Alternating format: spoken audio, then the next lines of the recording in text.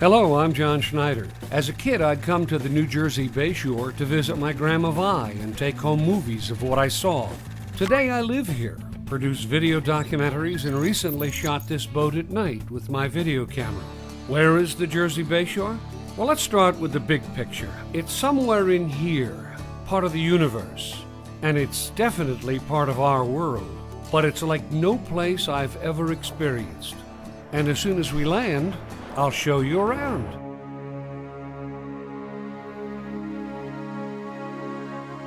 It was a raid to capture Captain Burrowes, and they come to the Burrowes mansion. So they come and they force the door open. Coming down the stairwell is this young girl, Margaret Foreman Burrowes. As the Tories come in the front entryway, they're standing in the hallway. She says, "What are you doing at my house?" Tory officer hits her across the chest with the hilt of his sword and knocks her down, almost knocks her off the landing. They realize that Captain Burrowes isn't in the house. So now they decide to make an example of the whole Burrowes family. So they take all the furniture in the house, some very, very nice furniture, and they make a bonfire in front of the house, just so everybody in the town sees all of this very nice things being burned. So Margaret, who is a patriot in her own right, supposedly haunts this house, I think in a very nice way, I hope. I was invited to spend the night at this mansion, which I did. Hello, everybody. I'm John Schneider. I'm your host for Jersey Bayshore Country. And this episode is part 2 of Ghost Hunt at the House of Patriots, a.k.a. the Burrowes Mansion in Matawan, New Jersey. One of the things that I've discovered is that you can convince yourself that there's a lot of strange stuff going on. You can listen to sounds, certain sounds, and think to yourself, well, I've never heard that sound before, so that must be something meaningful. Here's an example of some sounds I've heard.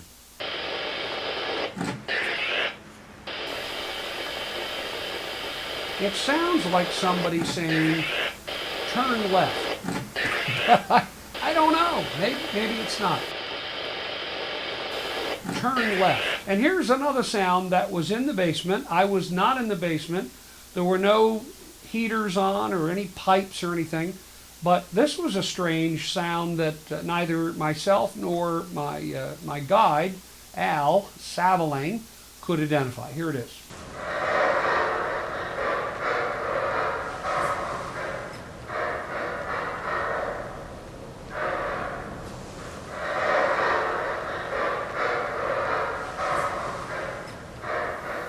Okay, then there's the whole issue of orbs and lights and reflections, and I'm just gonna show you all these things. Some of these things I've discounted as reflections.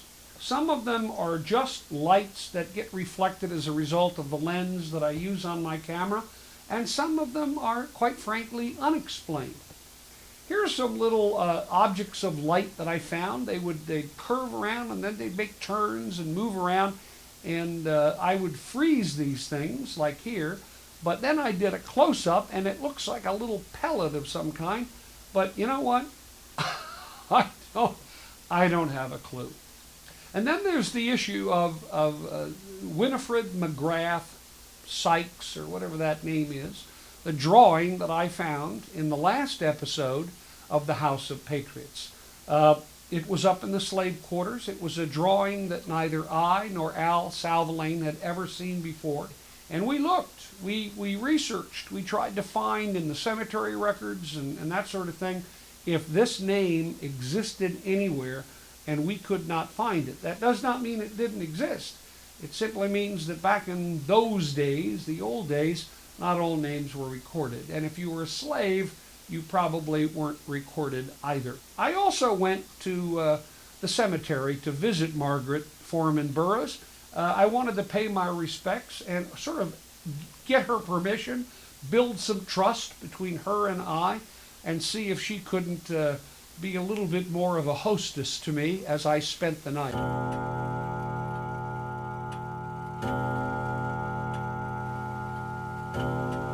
I am not a paranormal expert, but we're going to talk to one on this program.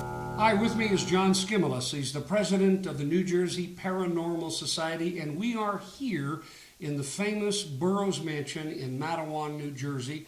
And you're no stranger to this house, are you, John? No, I'm not. I've investigated here many times. And tell me a little bit about the New Jersey Paranormal Society. What do you guys do? We are a small group of paranormal investigators who we investigated private homes, and we also do historical places such as the Burrowes Mansion, and we all do it for free.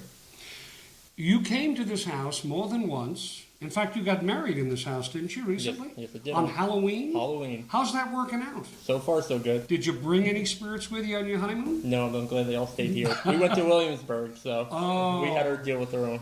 How wonderful. How many times did you come to the Burrowes Mansion here? We've investigated this house 3 times. What did you find? We've caught lots of evidence, actually. A lot of noises, some responses to some questions. Can you finish this noise for me?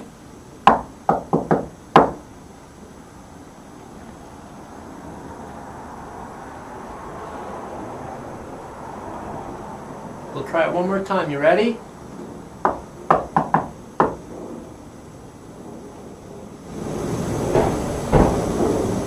Thank you. And we've also got lots of EVPs. What is an EVP, John? An EVP is an electronic voice phenomenon. It's a voice that you do not hear, but you pick it up on audio equipment. So when I went through the house, I used a video camera and I used some microphones. And I sort of got the sense that I wasn't going to see or hear anything that night, although I was hoping. And when I got home, I kind of tuned everything up and processed things a little bit differently. Do you do the same thing? I do exactly the same thing. The only difference is I use a lot of audio equipment, and we take a lot of still photography as well. Why do you think that this house is so active? What is it about this house that makes it more active than some of the other houses you've been in? I think that just the age of the house, a lot of traumatic events happen here, such as Margaret being hit down right here on the staircase by the Tories that came in here looking for John Burroughs. What is your degree of faith that there is a spirit world, and why do you have that faith? I'd say it's 100% that there is a spirit world, and just all the evidence I've caught, things I've seen, spirits, pictures. What was the one defining moment for you in all of your experiences throughout your whole life that made you say, that's it, I believe? Well, a couple of years ago, actually, I was doing an investigation, and we actually caught a photo of a spirit on a staircase. And we actually were physically seeing it, and we actually captured it on a photograph. And there was no way you could explain that as some kind of scientific phenomenon? Very unexplainable. It was just a dark mass that was going up and down the stairs, and it was playing games with us. It knew we were there, and we knew it was there. Well, based on your experience and based on what you've read and what you've seen, how would you even explain the existence of a spirit world? What does it mean? Why are they here? And are they all around us all the time? I do believe they are around us all the time. I think a lot of spirits, they have free will. They choose not to leave. Maybe they have unfinished business or something traumatic happened to them.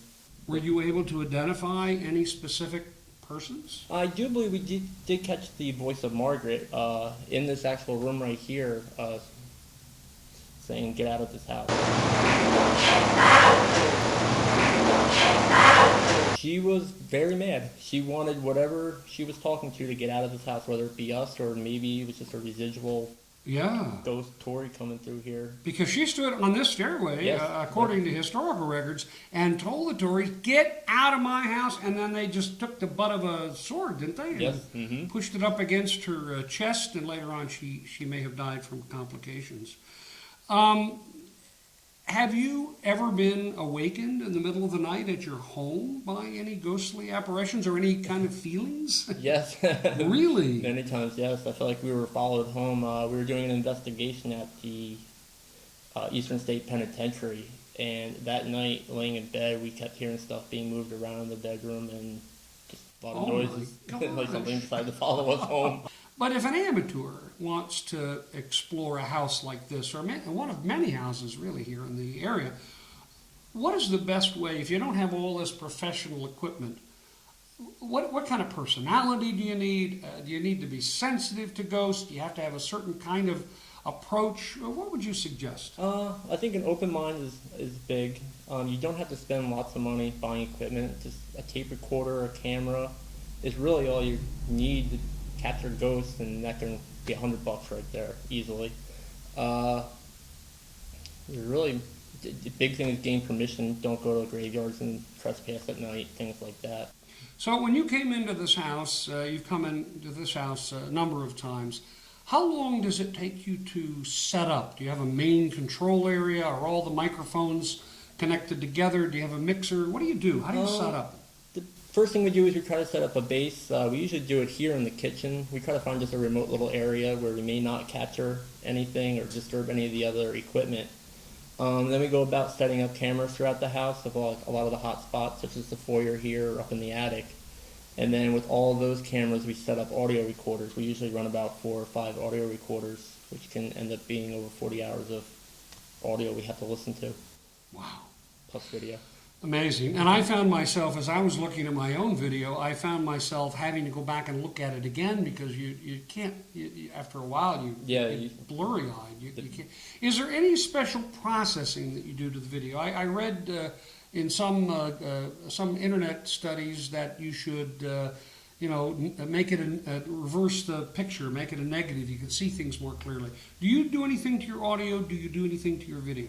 With the audio, a lot of times what we'll do is we'll enhance it, make it a little bit louder, try to clean up a lot of that background noise with the static, just to hear stuff a little bit clearer. And with the video, we try to watch it in real time, all the way through, no filters, no nothing. And then if we do happen to capture something, we can go back, edit it, and then put it and do as you said, put it in negative or something like that. I showed you the drawing that I saw up at stairs in the attic that I was drawn to. You pick up anything from that? It's very odd. I've been up in that attic many times, and that was the first time us actually seeing it. Very, very strange. Well, my question is, John, and I asked the same question to Al, maybe you don't look for stuff like that when you do a paranormal investigation, or do you? I tend to look for stuff like that, little oddball things. I like going through a lot of the artifacts that they have here and just picking up names and details, which kind of can help out in an investigation. So, why hasn't Al has been in this house for 12 years? Is he just not aware? I mean, I don't understand why I'm the only one who has seen that drawing, and it looks sort of primitive to me. It looks like it might have even been under the wallpaper at one time. That's possible, and the wallpaper is peeling up there a little bit, so maybe it was hidden away, and now it's coming to light, which is also very odd. All right, so I think it was we're going to follow this through. I think this was a message to me. The spirits wanted me to go up there and discover that because something happened to Winifred. I think it was sexual abuse myself based on the drawing. If I were an investigator and I wanted to investigate this, I've looked up the records, I've tried to find her name. What should I do? Is there any way to kind of connect with that drawing or get into the spirit world on the basis of a physical drawing? Probably one of the best things you could do is just try talking up there. If she was abused, I would try going up there with more of a positive attitude and just talk sweet and just try to be nice and see if you can't get Winifred to respond to you through tape recorder or maybe some audio evidence, especially being abused. Wow. Now you have all sorts of evidence, as you say. Maybe not definitive, but certainly visual evidence and audio evidence of a spirit world. What is some of that stuff that you've captured and that you've seen that you have on video and you have on audio tape? Well, one of the things that we caught on video actually in here was a ball of light come from the one side of the room here over to the other, stay, and then go back. And one of the reports for this room was a ball of light being right behind me up here in the stairs. So possibly Margaret's spirit coming around. And we've also caught lots of different evidence that would suggest that the people here were from back in John Burrowes' time. He was known as the Corn King. And one of the pieces of evidence that we caught was asking if I was the Corn King. Did you respond? I did not hear it at the time. Oh, you didn't hear it? You heard it back later? Heard it, yep. So tell me, what is the physics behind? I mean, I know you're not a physicist or anything, but I don't understand how spirits can manifest themselves. Do they get into your head and make you see them? Or are they really there? Do two people see them at once? And if they do, are they getting into both your heads? What's the physics behind noises and visuals and stuff? I think you need an energy source. I think something like a lot of electricity, or even like old rocks that hold the like crystals and The stuff. quartz. Quartz crystal, talking yep. about. Something like that, where they can tap into that energy and use that to manifest. I think a lot of the voices that we catch are just very labored, and they're trying to speak, but it's just so hard for them for the amount of energy that they can use. How many different kinds of sentences have you heard in all of your investigations? What are some of the variety of things that spirits have said any place? A lot of the ones that we get are actually very friendly. We get a lot of hey, hi, like they want to communicate with us, but obviously we can't hear them. And we've also caught some mean ones where they curse and say some bad things to us as well. So they get a good mix of different voices. Now, Al Savaline, again, who is the curator, I guess, for this house, has been for 12 years, says that there's a lot of negative energy up in the slave quarters. Did you experience that? Yes, actually, one of the pieces of evidence that we caught, which was another EVP, sounds like a growl, and after that you hear a voice saying, "Get the boy." And at the same time, the investigator that was up there was in a chair, and he got up, and I later found out that he got up because it felt like something hit the back of his chair. Oh, my gosh, that's when I'd be out of here. No, actually, I love this stuff. You know, I've tried to communicate with spirits. I've said, hey, you don't have to be afraid of me. I'm not afraid of you. I'd love to. How in the world am I going to be able to see a spirit? I can't force them to show themselves to me. What can I do? It's really tough. I've only seen a handful of spirits in my my lifetime, and I'm 30 years old, so it's a long time, I guess. And I've maybe seen 4 spirits. A lot of what we capture is all audio. Mostly audio. So Yeah. why do you think a lot of the manifestations of spirits are in the audio form? You think it's easier for them to produce a voice than it is a visual? I think it's a lot easier for them to do a voice than present their whole body out. Right. I mean, there's times I've seen half a body or parts of a body, which can be a little scary at times, but You've seen parts of a body? I've seen half a body, which was very scary. You don't expect to see that. How does this? You know, I've got a friend in Florida who has definitely seen, according to her, a ghost. And if I saw a ghost, if I saw, right over there, someone standing, even if it was sort of a, kind of a hazy, smoky figure, I wouldn't be freaked out, but I would say to myself, oh my God, the world as I know it is not the world as I know it.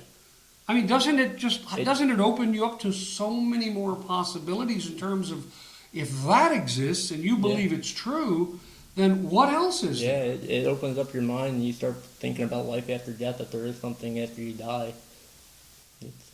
What is your personal theory of that? Do you think that there are some ghosts, or that all ghosts are sort of trapped in this netherworld, that they are headed someplace, as you said before, but some of them don't quite make it or want to stay behind? What's your sense of it? I think a lot of spirits, they have a lot of traumatic events that they hang around. They don't realize they've died, such as a gunshot or being pushed down stairs or something. And I think a lot of them just did bad things, and when they do finally pass away, they are afraid of being judged or whatever may happen after they die. Do you think that there are ghosts in cemeteries? Ghosts can be anywhere, I guess. So they can be in cemeteries, they can be in homes, houses. They could be below the earth, I suppose, if they wanted to be. They could be virtually any place, right? Yes, they could be anywhere. Oh my gosh! Well, what else do you want to do? What you've traveled around and you've looked at some other places. How much is there to explore here in the Jersey Bayshore? There is a lot of places around here that are haunted, such as the Proprietary House in Perth Amboy. Oh, okay. And the Spy House over in Port Monmouth. That one's very highly active. Okay. And you've been in the Spy House? I've been in the Spy House many times. And you had some results there? Yes, I've caught a picture of the person up in the attic there. I've caught some voices. That's actually where I started ghost hunting, was right around the Spy House, and got me going into it. And it's the history of the Spy House back in the Revolutionary War. Now, if somebody wants to get into this, they should join your society for one thing. But what kind of equipment? You talked about some of the equipment that you use. What kind of equipment do you use, and what kind of equipment don't you have that you'd like to use? We use, like I said, the audio and video cameras, but we also use EMF detectors, which read electromagnetic fields. Sure. And tell me why that is necessary. Do ghosts create an electromagnetic field, or do they alter the electromagnetic field? We use it for two reasons. One is when we go into a private house, we usually check a lot of the outlets, wiring. They also give off high EMF, and when you a lot of cases of people hearing things or seeing things, it's a result of that high EMF. They're very sensitive to it. I'm sensitive to it, and I actually get bad headaches. So if there's high EMF, we actually look for spikes in the EMF between 2 and 4, which is very minimal. Not like a electrical box or whatever that gives off about 150, 200. So we kind of look for things in that range. Thermometers are a big thing. The temperature now, do you take temperature here too? Yeah, we usually. So when the temperature lowers, does that mean you're about to have an experience? It could lower or it could actually raise. Oh, is that it right? It could go either way. Oh my God! But from experience, it usually drops, and it drops a lot. What's out there that you would love to have? What is some piece of equipment that you would just absolutely? I think the big thing that I would like is a thermal imaging camera. Oh my goodness! Very expensive, but really. And then so what will that will show variations in temperature in the air? Yes. So will a spirit create temperature? Is that possible? Yeah, so as they're in the area and the temperature around them drops, you would see maybe a blue outline, or if it raises a red outline. Wow. It could possibly be a ghost. What does that cost? Tens of thousands of Tens dollars? of thousands of dollars. Mackerel. And so if you want to promote the paranormal investigations that this society is doing, how much money do you need? At least $2,000. At least $2,000. Perhaps if you bought this, he'll come to your house and investigate for you using this thermo deal. It sounds great. And how long, we talked a little bit about this, how long does it take you to get set up? Because it took me like hours to get all set up. We've been doing it a while, so I think we got it down to about 45 minutes. So we come in, everybody knows what they're doing, and running wires and cameras, audio equipment. And how do you decide where, if you're new to this game, how do you decide where to point the camera? Usually when we do a walkthrough first with the homeowner or someone such as Al, and let's say like a lot of things happen here, or such as Margaret being hit here on the stairs, we want to try to capture maybe her coming down the stairs or something like that. But I think research is the big deal. So our camera, and as you can tell, we're a one-camera show. Yeah. Our camera shows the stairs in the background. And so one of the things that we want to do is, after we're doing this, unless people think we're doing this live, I hope not. one thing after we record this interview is we want to play this back and see if possible we can see something behind us that we didn't notice live here that is recorded, right? Yes, very true. And we could probably catch something on the audio equipment as well. All right, so if we want to get Margaret to come down here now and join us in this interview, seriously, what would be the best way to do it? Sit and wait, talk to her, ask her? I mean, what's the best way to do it? Usually when I start an investigation, I'll come into a room and just kind of get a feel for it, Okay. kind of feel it out, and then I'll start asking general questions, such as, my name is John, what is your name, things like that. My name is John, too. And this is also John, we're here investigating. Okay. If Margaret is here, would she like to come down and maybe say a few words, or maybe knock on the wall or something, just to let us know you're here? All right. So can we do that? We'll We do can that do it. now. We can We'll do do that.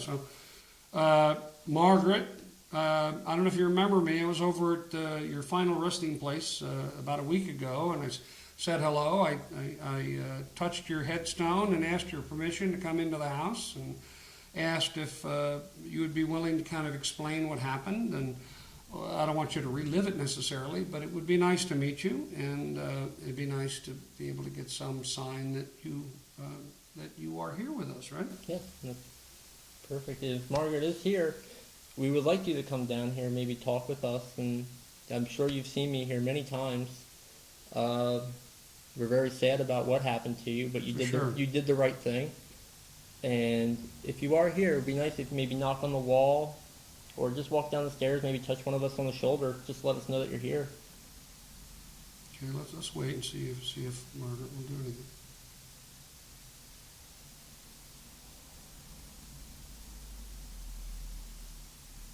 It was a long time ago, and the house is still standing. The banister, which isn't this the original banister from that night? Yeah, I believe This is so, the original banister, and people say an orb or a candle they've seen come down these stairs, and that it's been Margaret. So well, we'll see. I mean, obviously we can't sit here for 20 minutes and wait, Yeah, right. because then It'd be very boring. well, I am so glad that you joined us, and I certainly would like to go on one of your investigations You're more than sometime welcome. to document. Would that, having somebody document your investigation, would that hinder it in any way, do you I don't think? believe it would. I think the ghosts, if they're willing to cooperate, they would come regardless of. I mean, she may not even know what a camera is. She's never seen one before. Yeah. So. It's the magic picture box. Yes, it is. Magic picture box. You know, it would be really cool to be able to look in, because John and I are actually looking at the camera, but there's a little monitor, and we can actually see ourselves, and we can see the stairs in the background, and it would be so cool. I mean, really nice to have Margaret, you know, show something. I don't know, how does it, I mean, how does she's got some consciousness, right, do you think? Yeah, I would believe so, yeah. And she can not do magic tricks, but she can do things with energy. Yes. So she could create light. She could. I did see that. Did you see that? I did see that. Right? It was. Yeah, it was a little speck of thing going by. I saw like a little light go right by. Yeah, it was a little light just went past the painting. Oh my gosh. Very cool. Okay. Hey, John, thank you so much. Appreciate it. Thank you. I really appreciate it. Yeah, thank you. Well, whether you believe or you don't believe, what I believe is there's something going on that we don't completely understand, that's for sure. And we'll just keep plugging away until we understand a little bit more, a little bit more, a little bit more, and then maybe someday someone will explain it to us. This is Jersey Bayshore Country. Hope you enjoyed this episode. We'll see you later. Bye-bye.